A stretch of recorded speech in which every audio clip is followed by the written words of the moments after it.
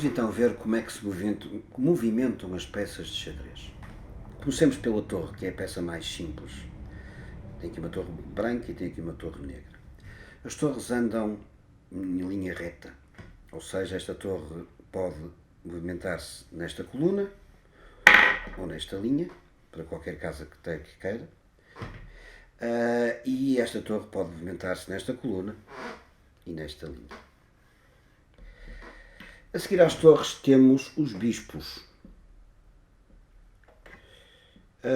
Os bispos são peças que andam na diagonal, ou seja, ao contrário das torres, estas peças movimentam-se na oblíqua, digamos assim.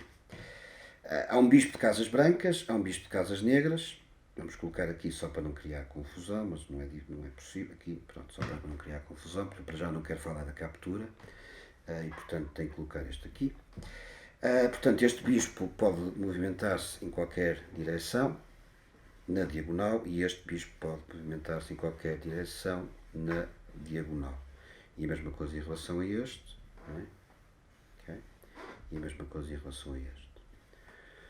Um aspecto que já terão notado e que é muito interessante é que existe um bispo de casas brancas e um bispo de casas negras, o que significa que os bispos só controlam metade do tabuleiro, ou seja, se eu tirar este bispo, já só controlo as casas brancas, ou se tirar este bispo, já só controlo as casas negras, ou seja, o meu tabuleiro de repente passa a ter apenas 32 casas, o que é uma enorme limitação. Este aspecto é interessante, como vou ver mais à frente, se eu falar de coisas mais complexas, vão ver que muitas vezes os jogadores fazem um grande esforço no sentido de manter o par de bispos, precisamente para poderem controlar todo o tabuleiro. A seguir ao bispo e à torre, temos uma peça que consegue congregar o movimento do bispo e da torre, que é a dama.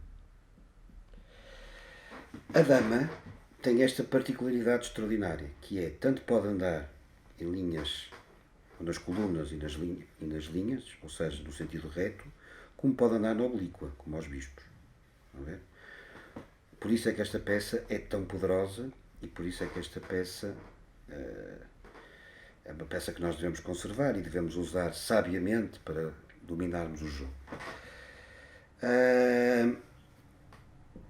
A seguir às damas temos os reis, que são peças que também podem andar em qualquer direção, só que apenas uma casa. Portanto, vejam a diferença entre o rei e a dama. A dama é muito mais poderosa em cima do tabuleiro do que o rei. E não é tão frágil. Porque, como eu vos expliquei, quando o rei está em xeque-mate, o jogo acaba. E sempre que o rei leva um cheque, nós temos o lance seguinte, tem que ser obrigatoriamente para fugir ao cheque, ou arranjar maneira de acabar com a peça que nos está a atacar, por exemplo. Ou colocar uma a caminho, intermédia, portanto, uma que impeça outra peça de nos atacar, mas depois falarei sobre isso. E, portanto, reparem na diferença entre o rei e a dama. O rei só controla, no máximo, 9 casas, ok? O rei está aqui. Portanto, neste momento tem estas 9 casas que controla. Em contrapartida, se voltarmos à dama, a dama controla no mesmo sítio, controla, no centro do tabuleiro, sobretudo, controla 27 casas. Portanto, de 9 passa para 27, 3 vezes mais, o que é realmente fascinante. Voltaremos a este assunto, nomeadamente nas questões de género. Depois, a seguir, temos os cavalos. O cavalo é a peça mais difícil, mais complexa de dominar, porque é uma peça que anda aos saltos, e anda aos saltos em forma de L. Não se preocupem para já mudar muito com isto, porque eu no próximo vídeo vou fazer uns exercícios convosco para consolidar estes movimentos. Mas o que é interessante aqui é verificarmos, primeiro, que se o cavalo está numa casa negra, a casa final será sempre de outra cor, neste caso branca. Neste caso branca vai para negra, estão a ver? Pronto.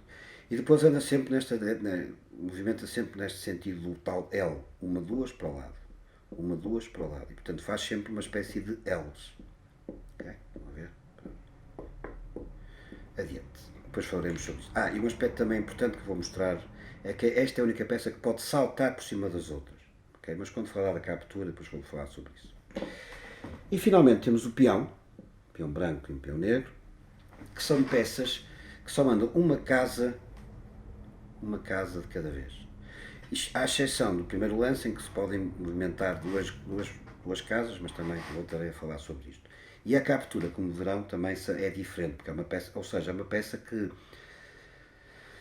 apesar de parecer insignificante, tem uma série de prerrogativas, tem uma série de direitos que as outras não têm. É muito interessante ver isso.